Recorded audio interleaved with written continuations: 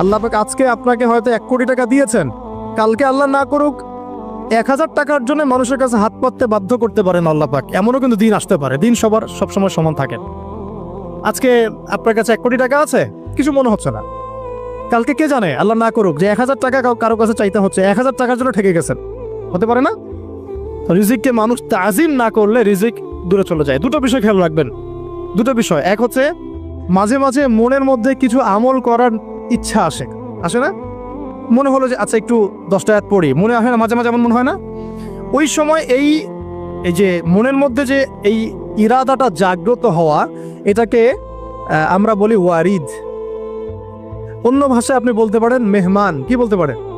এটা আল্লাহর পক্ষ থেকে আপনার কলবের মধ্যে মেহমান হিসেবে এসেছে। এখন আপনি যদি আমলটা করেন, সেই মেহমান বারবার আপনার কলবে আসবে। যদি আপনি ওই সময় আমলটা না করেন, মেহমান চলে যাবে। মেহমান অসম্মানিত হলে পরে আর আসবে না। একইভাবে রিজিক আল্লাহ পাক দিয়েছেন, এর তাজিম যদি করতে পারেন রিজিক বেশি আসবে।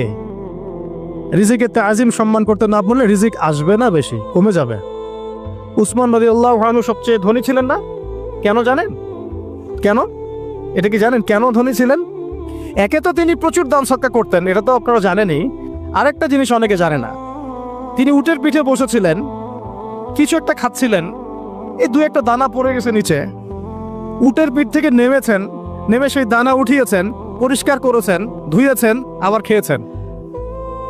তার এই 2-4টা দানার কোনো কিন্তু মানে পরোয়া না করলেও চলে। তার প্রচুর অর্থ সম্পদ আছে, এত অর্থ সম্পদ যে তাবুক যুদ্ধের দিন 30,000 সেনাবাহিনীর দায়িত্ব নিয়েছেন।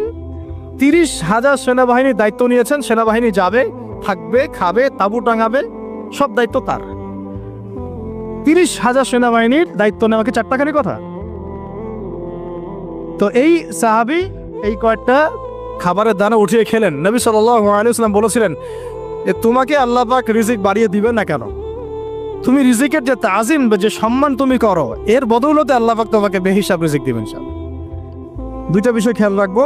আমলের মেহমান হৃদয়ের মধ্যে আসলে তাকে ফিরায় না দেওয়া, তাহলে সেই মেহমান কিন্তু আর আসবে না।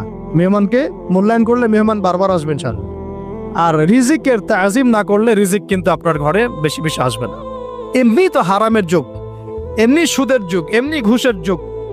অলমোস্ট এভরি ফ্যামিলি সুদখোর এখন, অলমোস্ট এভরি ফ্যামিলি।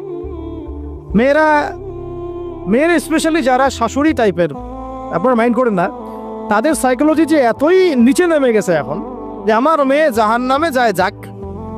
হ্যাঁ, আমার মেয়ে জাহান্নামে যায় যাক, সমস্যা নাই, দুনিয়াতে সে যেন ভালো থাকে।